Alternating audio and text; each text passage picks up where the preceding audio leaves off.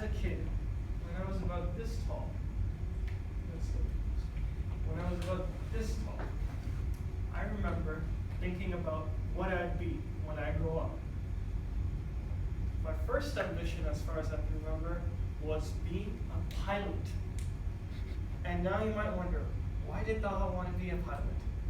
Simply because whenever I used to go to the airport, the happiest and most cheerful people in the airport used to be the flight crew and the captain. Later time passed and my interest changed, and my second ambition was to become Shahid Afridi. Now many of you don't know who Shahid Afridi is. In very simple terms, Shahid Afridi was one of the biggest entertainers in cricket. When the man set foot on the field, people would chant his name, Afridi, Afridi, Afridi. I'm not kidding. And even the commentators would go on. Time passed again. Taha matured a little bit. And he thought he'd become a mathematics professor. And finally, yours truly is standing in front of you as a sophomore student studying finance. Dear fellow Toastmasters, respected guests, and Toastmaster of the day.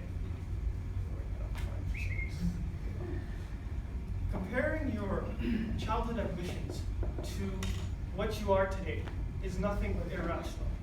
However, it reflects a loss of self-belief. A belief that you can achieve anything you want or become whoever you want.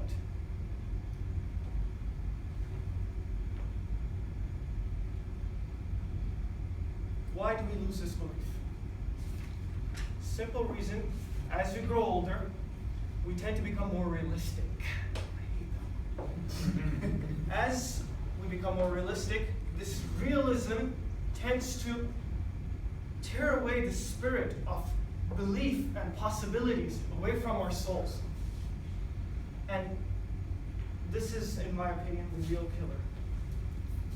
Let me tell you guys a story. Who over here has heard of Jerome Jar? Jerome Jar 10 days ago tweeted on Twitter about the urgent need for aid in Somalia, because Somalia is going through a famine currently.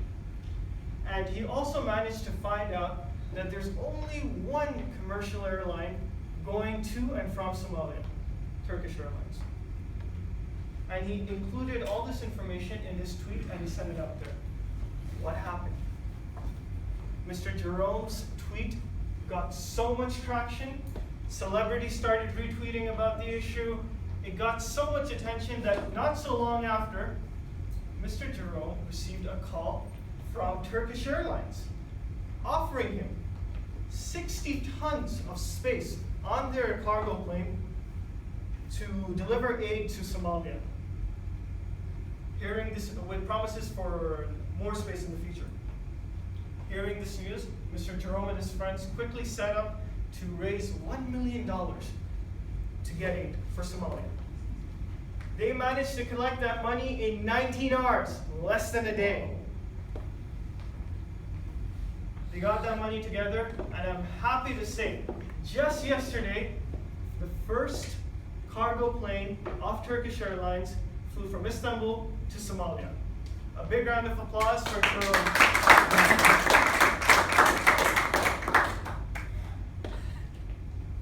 Many people looking at this example would think that Mr. Jerome achieved a huge feat. Using a tweet, this man managed to raise a movement to save innocent women and children from hunger. A very, very painful death. But let me ask you this, the realistic one. If you were in place of Jerome, would you ever think any of this was possible? I think not. That is where the problem is.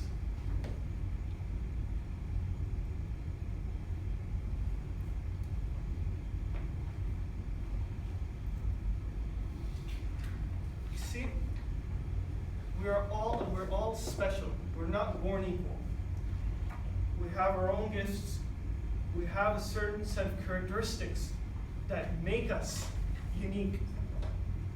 But at the same time, we all have one head, we all have two eyes, we all have two hands, and we all have 2 feet.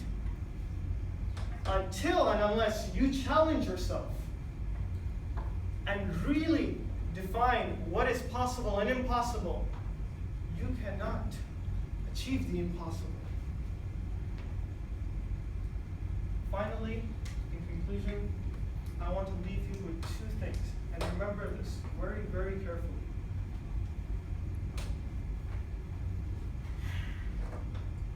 Those crazy enough to believe they can change the world, those crazy enough to believe they can change the world, are the ones who actually do.